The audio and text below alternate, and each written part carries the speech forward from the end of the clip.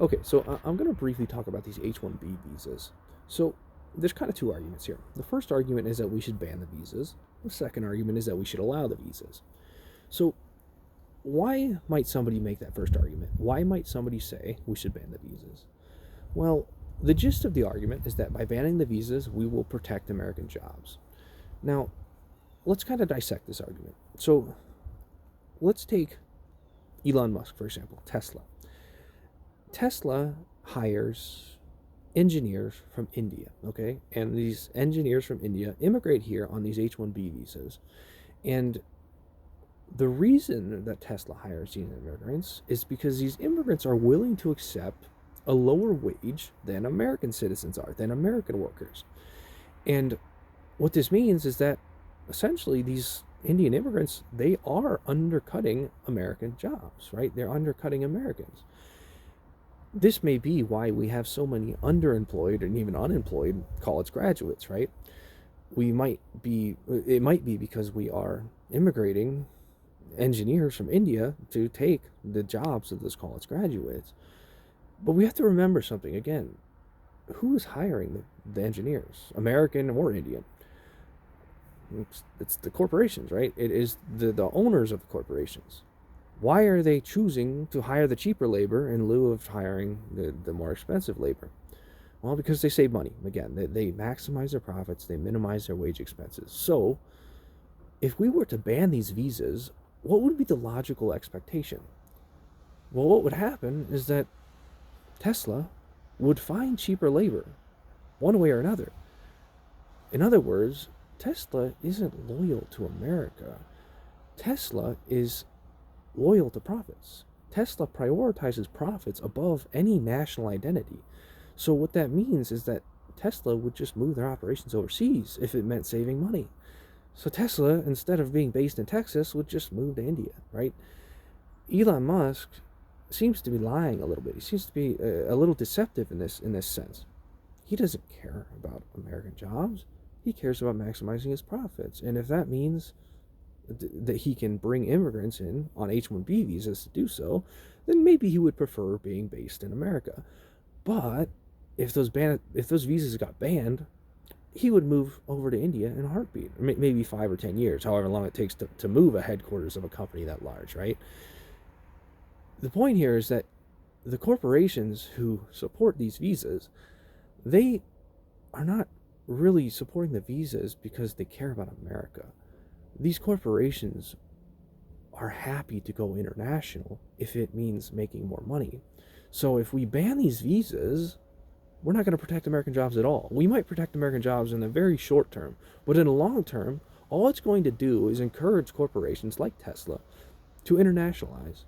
They're going to go overseas and find cheaper labor wherever it may be. So banning the visas is not a solution. And what we have to do is we have to allow the visas. Now, you might argue that by allowing the visas, we're helping Tesla, but Tesla's going to win either way. So how do we beat Tesla? How do we beat the corporations who are just trying to exploit labor? They're trying to find the cheapest laborers. How do we beat them? Well, the first step is by deprioritizing your national identity. In other words, the college graduate who doesn't have a job shouldn't be blaming the Indian immigrant. They should be organizing with the Indian immigrant. They should be organizing with the engineers from India. Remember, those engineers from India are here on an H-1B visa. They don't necessarily have the leverage that American citizens do in the workplace. In other words, if they decide to go unionize against Tesla, they just get fired, and all of a sudden they're no longer here, or they're no longer working. They no longer have the right to be here, and they have to go back to India, right? So what we have to do as the working class, whether you're from India or from America, is you have to organize across those national identities. You have to organize across those cultural identities too, right? There's a lot of cultural differences between Americans and Indian and people from India, right? We have to organize across those differences in the workplace. What that means is we have to take back control of the means of production, okay? It's something I say in a lot of videos. We have to democratize the workplace.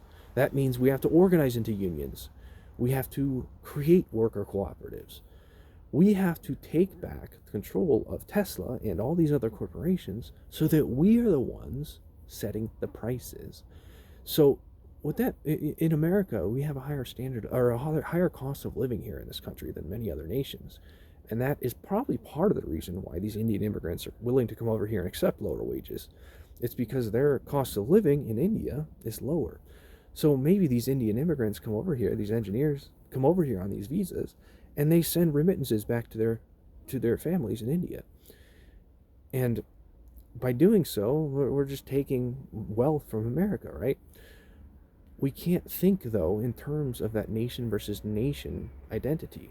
We have to, the globalizing economy has it's kind of made that nationalism, that economic nationalism, self-destructive. What we have to do instead, again, we have to cross these national identities and take back control of the workplace.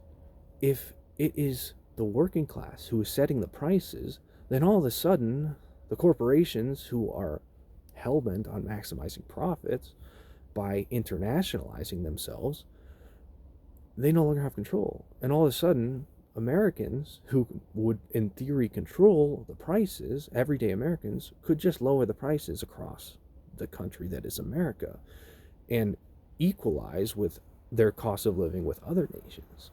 This is how you solve the problem, the economic problems that America is having today. What is happening in America is that the capitalists are globalizing and they are leaving America behind. They are finding cheaper labor elsewhere and they are going elsewhere in order to maximize those profits. Americans have to take back control of the corporations, of the production in America, and lower the prices themselves voluntarily on a collective level, right? What that means is that we have to diminish the competition and work together, or else, again, all of the corporations that perhaps were founded in America are just going to internationalize and leave us all behind. And Americans will suffer as a result. The standard of living will diminish, the cost of living will probably inflate, and who's going to benefit? Well, a bunch of international corporations who are probably based on some island in the middle of nowhere. And that's not good for us. It's not even good for Indians, right? That's not good for anyone but the corporations and the ruling class that controls those corporations. So, the class war has been, it started in America, it started in every individual country, and then our technology enables global trade, and all of a sudden the class war goes global. People who remain attached, nations who remain attached to their national identities above their class identity, will fall behind. And they will fall behind because the corporations don't care about the national identities. They're just going to go, again, they're going to internationalize, and they're going to leave whatever wealthy countries they can behind. They're going to go base their operations, again, on some island where they don't have to pay taxes. And before you know it, the entire world is slaves to a tiny ruling class. We don't want that. So again, deprioritize that national identity. Prioritize your identity with humanity. And in doing so, you will find that you can organize with the Indian immigrant on that H-1B visa.